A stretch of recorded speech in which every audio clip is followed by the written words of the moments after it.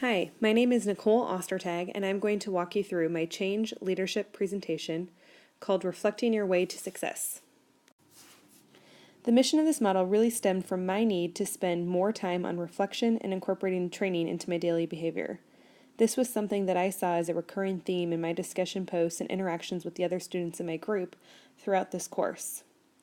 As a result, I want to utilize a new leading change model to establish, first, the need for reflection, second, the need for continuous training and learning. Third, to establish habits by training your employees to naturally reflect and iterating that change is a process. And fourth, to reach success in a more sustainable manner. We saw a bunch of different statistics throughout the book, but one that really stood out to me, that 70% of all change initiatives fail. I want to ensure success through multiple modes and rounds of reflection and reiteration. I put together this diagram of how my change model will work.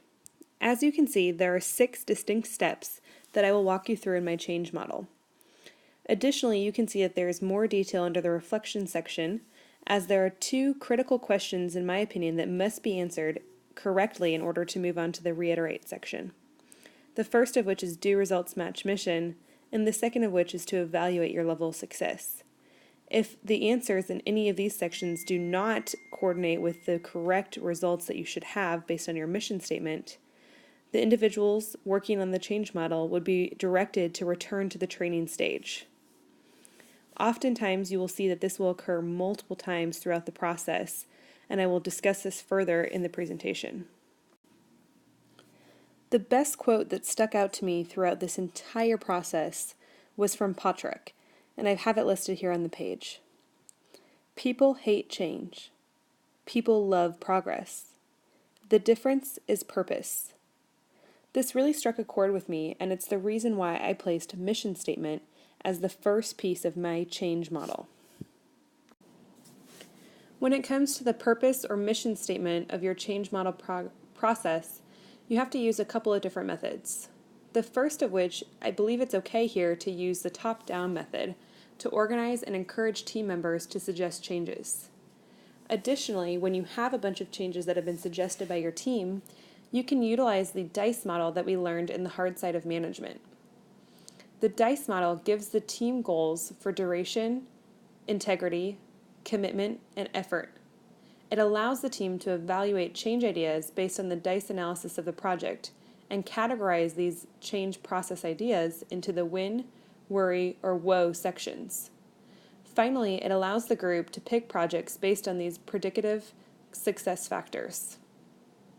Although the process can be subjective, if done as a team, it can give the team an objective way to evaluate which projects to move forward with.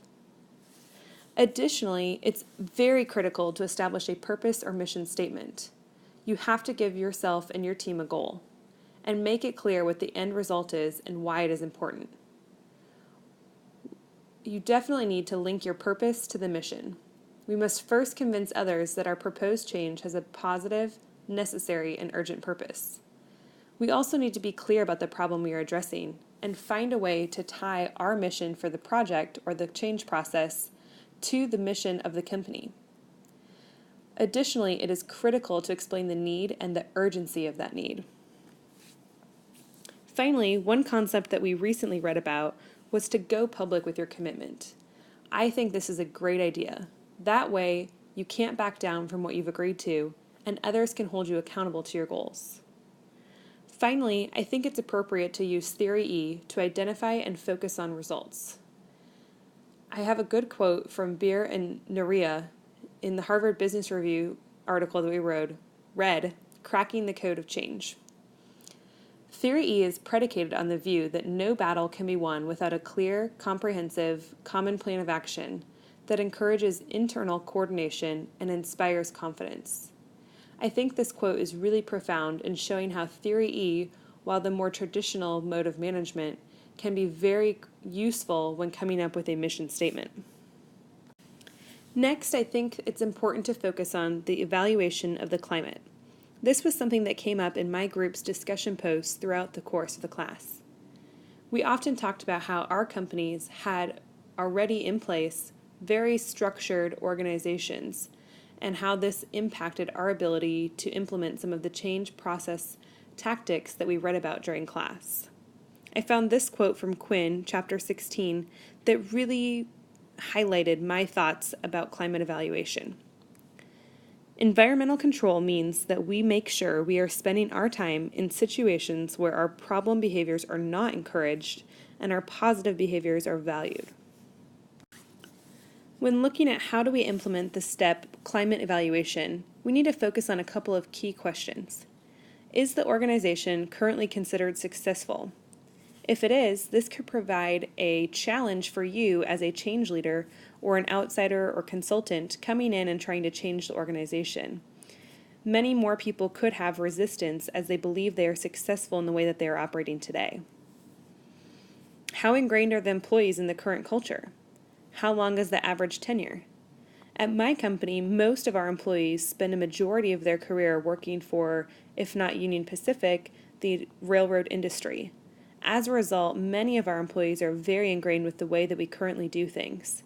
This can also provide a significant challenge when looking at implementing a change process.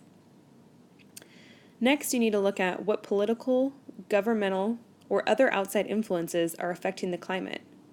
We talked in our group about how outside investors are currently impacting companies such as Heinz and ConAgra. What other elements, such as new regulations, can impact your business?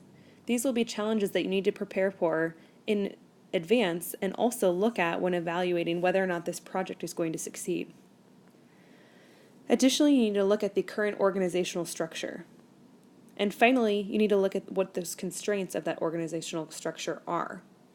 Keep in mind the example that we read about U.S. Financial Bank and why change programs don't produce change. U.S. Financial Bank had many challenges in the way the bank's traditional hierarchical organization was laid out. It made it very ill-suited to respond to its changing environment. Until the company was able to realize this, a lot of the decisions they made about who should lead the change were wrong. It was not until they understood this challenge that they were able to come up with a successful model.